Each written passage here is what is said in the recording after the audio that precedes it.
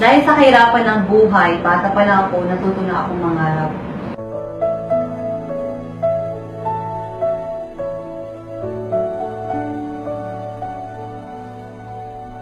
Naalala ko, 5 years old pa lang ako noon, nagbebenta na ako ng mais. Pati nung nag-aaral ako, nung elementary hanggang pagtapos ko ng college, tuwing Sabado at Linggo, pupunta ako sa mga palengke para lang magbenta ng mais.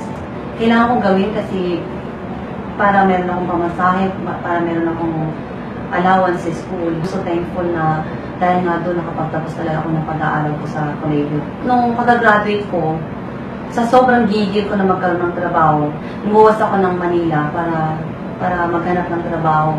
And nakakatuwa, nakahanap naman ako. But then, sobrang na-disappoint ako kasi hindi ako nakakapagpadala sa bahay.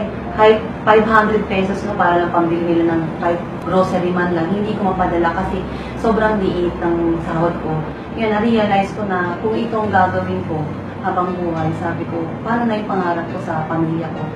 So, nag-decide ako na why not mag-abroad na lang. Kung ganito rin lang na maghihirap ako sa Pilipinas at sobrang konti pa yung sahod ko. A few weeks later, lumipad na ako papuntang Hong Kong.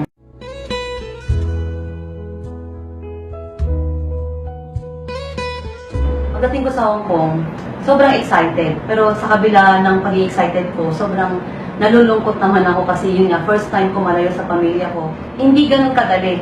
Pero dahil sa sobrang laki ng pangarap ko sa pamilya ko, sabi ko, hindi ko hindahin kung ano mang hirap, ano mararanasan ko dito sa Hong Kong time.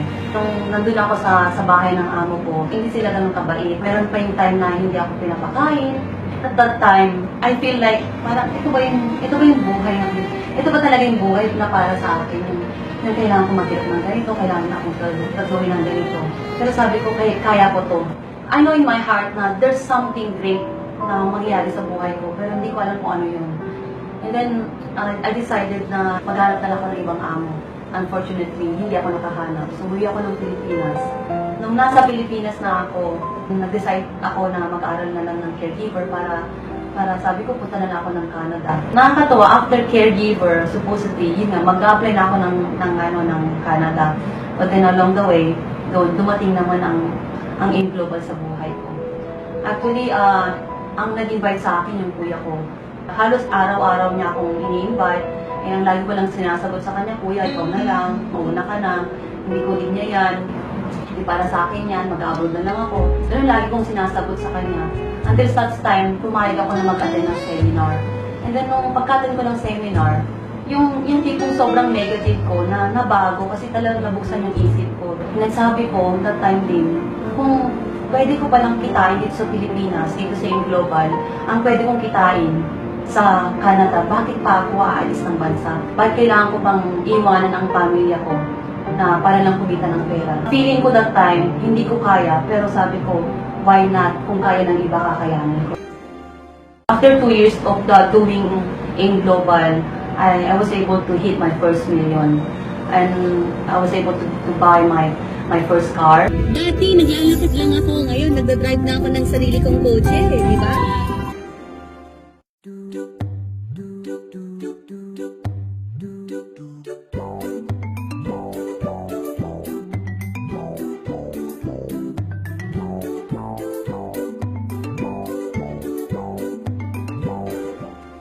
Nang dahil nga sa AIM Global, yung pangarap ko dati, nung pauwi ako galing sa Hong Kong, sabi ko na hindi ako babalik ng Hong Kong para magtrabaho, kundi mag-travel na lang ako. At ito nga po, pabalik-balik na po kami ng Hong Kong.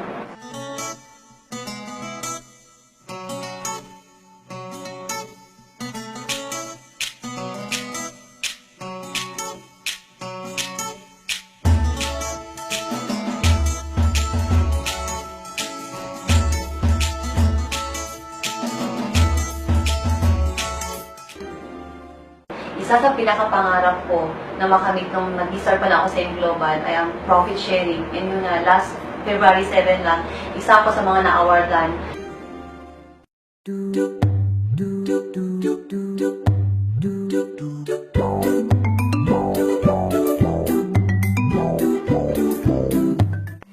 Isa rin sa pangarap ko nung bata ako ay ang makapunta ng Amerika. Kaya ang ginawa ko ay ginol ko talaga na mahit ko yung US travel incentives ng N-Global. And thank God, nagawa ko naman siya. At ito nga, 2 beses na ako na US travel qualifier.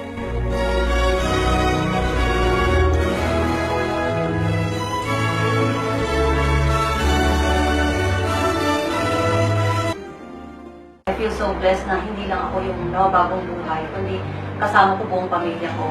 5 kayong magkakapatid na ginagawa ng business na to. And lahat ng pinangarap namin nag-umpisa pa lang kami sa Global, unti-unti namin nararating. Nag-start kami na nangarap, ni isa sa amin walang trabaho, so wala kaming choice talaga, kailangan namin matawi ng Global. And lahat ng hirap, lahat ng pagod, lahat yung bayad. Nakaka-bless kasi lahat kayo may kanya-kanya kami sariling sakyan.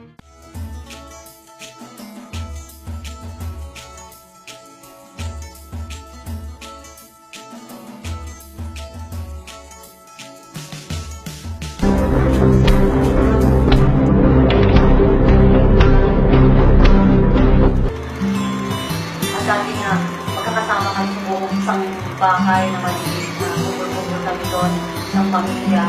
And right now, may kanya-kanya kami sa buong bahay at may kanya-kanya kami mga labiling properties. Kasama ko asawa ko na ginagawa ko ito.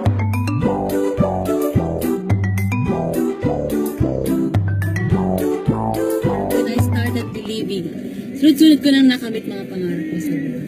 Ang desire ni Lord sa atin is to live in prosperity. Bago mo matamasa yung mga kailangan matamasa sa buhay, kailangan pinagtatrabawan lahat yan. When you want God to move in your life, you need to move in faith. When you move in faith, everything is possible. Lahat ng gusto mo na mangyari sa buhay mo makakamit mo. Guaranteed yan, 100%.